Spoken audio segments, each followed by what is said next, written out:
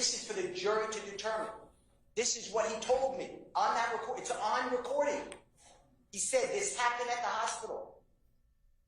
Talking about when he spoke to the detective.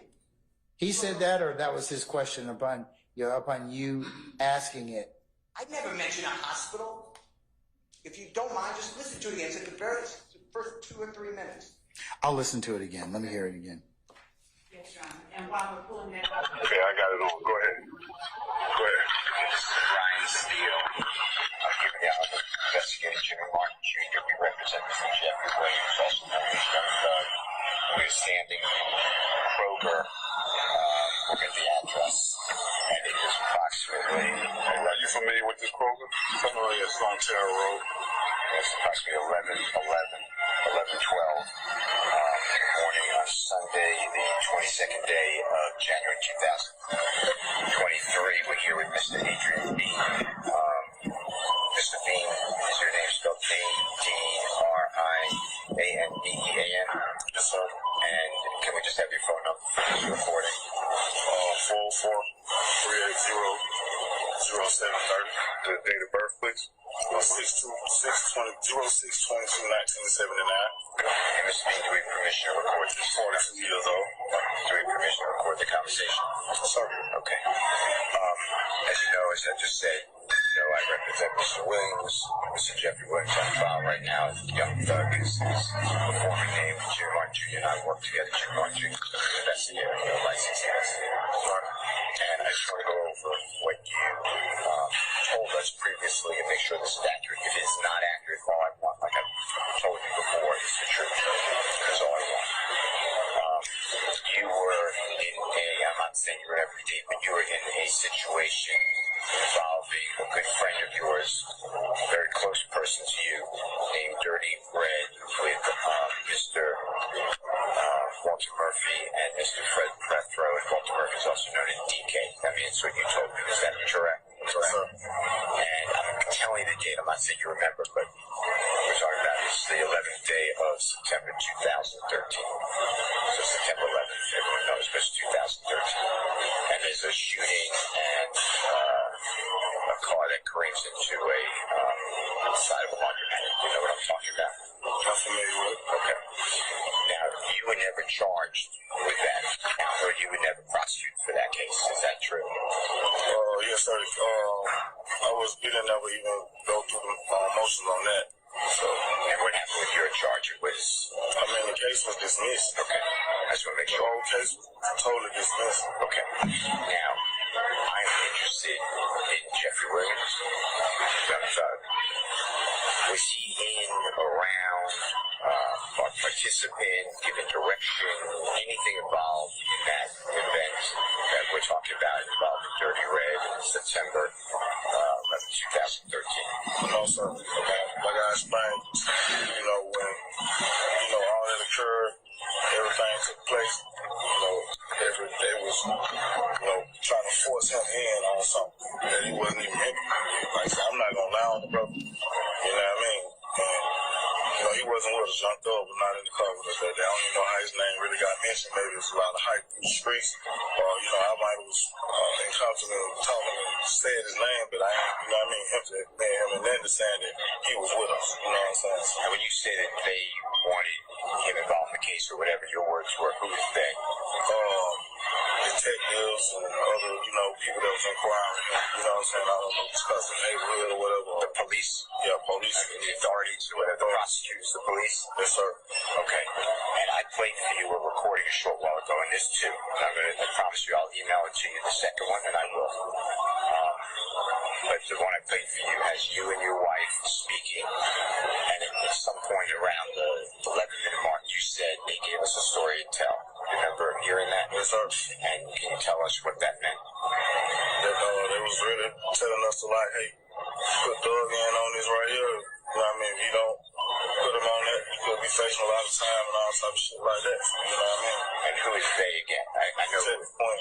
Okay. And the other prosecutors and police? It was really just him, and it was just really him I had mainly dealt with. Okay. There was a few more officers that was just around, you know what I'm saying? We was in the hospital. You're in the what? I was in the hospital. Stop. Shit happened. All right, run it back, please. It's gonna be about 4 minutes. All right, let me hear it. It was really him I had mainly dealt with. Okay. There was a few more officers that was just around, you know what I'm saying? But we was in the hospital. Stop. You're in the what? I was in the hospital. Stop. All right, Mr. Bean says we were in the hospital. Yes, Your Honor, he says that we were in the hospital, but he does not say that he was, that he gave any statement to Detective Lewis at the hospital. But that goes to weight. I mean, that goes to weight and sufficiency and what the jury wants to believe or don't believe. I mean, it's clear from the state, it's clear now from listening to the tape again that Mr. Steele, that was not a production or a product of Mr. Steele's questioning. It was the witnesses saying, hey, Judge, he was at the hospital. It was after that, because Mr. Bean, when he's talking, he's saying we were in the hospital, I was the victim. That's what he's, if the court will just listen to. Okay, give me another 15 seconds. You know what I mean? When shit happened. So it's like they push in and I was out there. I'm the victim. I don't know what's going on. So, Yeah, as far as case, accident. right. The car, they say, We crashed. yeah, careened over a police car and into the side of the building. Right. And you were driving the car. I was the driver. Okay. And he said, so I said he was driving. Yeah. You know what I mean? So, The police wanted you to say you but That's what he did. myself was not in the vehicle with him. Did he have anything to do with it? It had nothing to do with none of that. Can't no man, I'm 42 years old, can't no other man tell me what to do. Can't no other man make no other man tell no other man what they need. Everybody wrong. So why did you tell the police this on recording that Jeffrey Williams was involved in this armed robbery because the police told you to say that so you get out of trouble? Is that the reason? Yeah. Okay. Now you're also on another jail call, the one I'm going to send you. That's the one I want to hear. You know, I'm going to send it to you. But for what you say, the reason you would have. And so, Your Honor, when Mr. Steele says, do you remember the detective asking you questions about the incident involving the armed robbery of Mr. Dotson and almost killing police officer Roberson L. and striking the other police officers, and careening over them and battling into the wall and fleeing? Do you remember that? He says, no, sir. Then the question, do you remember telling that detective, specifically Detective Lewis, at that time, there were 3 people in the Nissan red Altima vehicle? That's nowhere in this statement. What Mr. Bean is doing at the point that the court just heard, he's saying one thing, and then he's saying, we were in the hospital over there. We were like victims. We were laying there. Okay, but he's got a good faith basis because he's got a couple of different sources.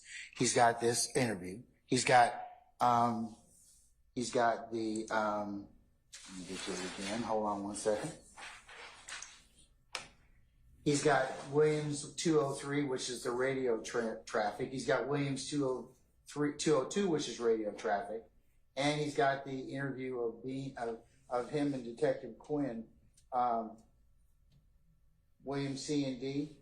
So so if he's got all those things, Ms. Love, he's got a good faith basis to ask those particular, because they're different source documents, but it doesn't take away from his ability to ask those questions because they are in fact things that elements or not elements, but information he has that he can test. Your Honor, what I'm saying is, in order to say something like, do you remember telling Detective Lewis at the time there were 3 people in the Nissan red vehicle, that when he says, do you remember, it's assuming that happened. Well, he hasn't shown that it happened, he hasn't played anything, he hasn't laid a foundation for impeachment with that, he has nothing to say that happened. So he can't come back and show evidence of it. He's just saying it, and there's no evidence of it. He can argue it at the end, but he cannot put questions on a witness that assumes things that are not in evidence. And furthermore, when Mr. Steele is talking to him about the information, when he says the jail call, this is the killer. When he says, the part that the court just heard, I played you a recording a while ago. I promise you I'll email you the second one. The one I played for you has you and your wife speaking at some point around the 11-minute mark. They gave us a story to tell. What does that mean? And then Mr. Bean says, I don't know again what they talked about off recording. It's like they said put thug in there. If you listen to this recording that they're talking about, Mr. Bean, and it is clear as day, Mr. Bean is chuckling with his wife over the fact that Walter Murphy and he said to the police that they're the victims. And that's the story. He said, I'm glad them boys kept it 100. I'm glad they kept it solid because they gave us a story to tell. Both Walter Murphy at the hospital said, we were getting robbed. In this jail call, Mr. Bean to his wife says, I told him, we were the ones getting robbed. That's what he's saying, and it's disingenuous for him to sit here and say, who told you? What did they mean? Was it the prosecutors, the police? Who told you that? Detective Quinn. No other prosecutors or police? No. Detective Quinn. And then when he says, we were in the hospital. I was in the hospital when that shit happened. We were the victim. The court heard him say it. Adrian Bean talks like this, and I would ask that the court allow us to enter the jail call that he's talking about so that the court has context to understand why it is so offensive that Mr. Steele is arguing that he gets to suggest to the jury things happened that didn't really happen in the form of his questions to Adrian Bean. So when he's saying, hey, they're telling us to lie, and he's saying, that's, what do you mean? They're saying put thug in there.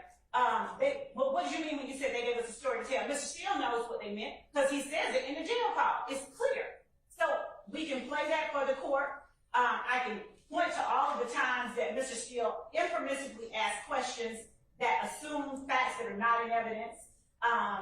He's saying, do you remember stating that the driver was not you?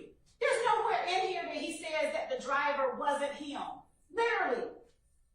We just heard it. There's nowhere in here that says that. Now, if he asks this witness, you were the driver, weren't you? And at first you said you weren't the driver, weren't you? And then he says, well, didn't you say to X on this date at this time that you weren't the driver? Because guess what? He can then put forth X and show where he's lying.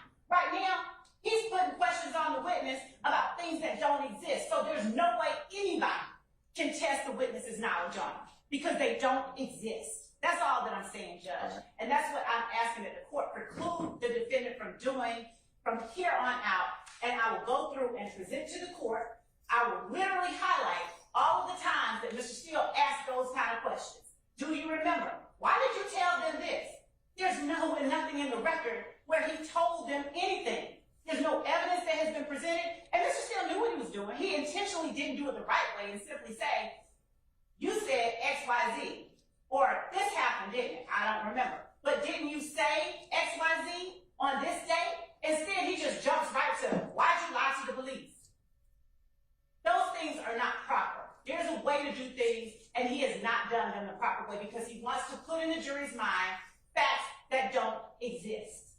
And that is not the way a trial is done. That's not the way you get at the truth, by lying to the jury through your questions to a witness. And that's what he's done. Okay. All right. Anything further, Mr. Steele? I have absolutely nothing to say unless the court wants me to say something. It's just a continuation of the rants of VA love.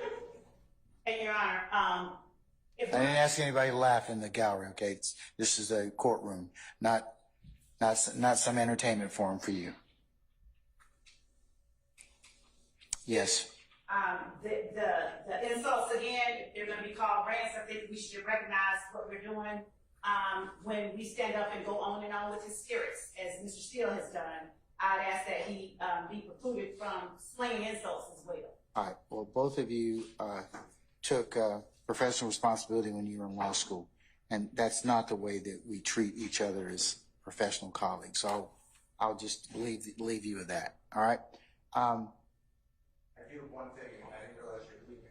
No, I'm going to let I think I've been asked to take a comfort break, so I'm going to let everybody take comfort, and then I'll figure out what to do for the rest of the time. Okay? So we're going to take a comfort break first. We'll be in recess. what I'll do, advocates, is that I've heard your arguments, and I'll rule accordingly going forward. Okay? Yes, Your Honor. Does the court wish to hear the portion of the jail call that I was talking about that Mr. Steele referred to? They gave them the story to tell. In respect to what issue, madam? One of the questions that he propounded was in the interview with Mr. Bean was when you said they gave them the story to tell at the 11-minute mark. Were you talking about the police, the prosecutors, the police, and then that's just before they get into the whole, when he starts saying, yeah, we were in the hospital, we were the victims. He's actually talking about that with his wife, the fact that Walter Murphy and Frederick Provo came down to, I guess, they gave a story to the police about them being victims. All right, but he's entitled to ask about that. That would go to truth and veracity of his statement. Right, what I'm saying. I think what you're, and correct me if I'm wrong, you're saying that certainly there's a way to ask that question, but I'll have to wait till it's propounded, okay? Okay, all right. Okay, folks,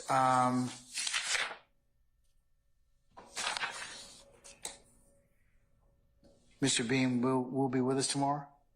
Yes. We're certain of that? Yes. Okay, all right, just want to make sure.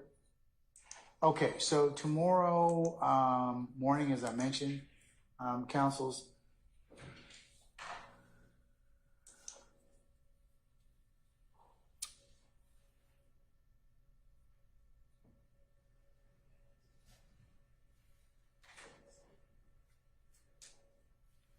we're going to start as close to between 9 and 9:30 as we can, and we'll probably go to we'll after the lunchtime hour and conclude. So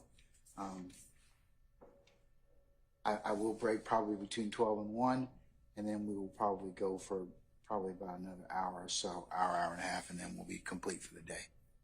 All right, what minister inquiry do you have of me, councils? No. If anybody. All right. Mr. Adams? Just some clarification, kind of for me. So tomorrow, 8:30 for as close to 9 o'clock as possible. You work somewhere around 12, between 12 and 1, and then we'll perhaps do an hour after that. So sounds like we're concluding somewhere around 2 o'clock. Is that 2:30. 2:30? Yes, sir. Okay, thank you. Okay. Mr. Sharp? You were next. I'm going to critique Mr. Adams now.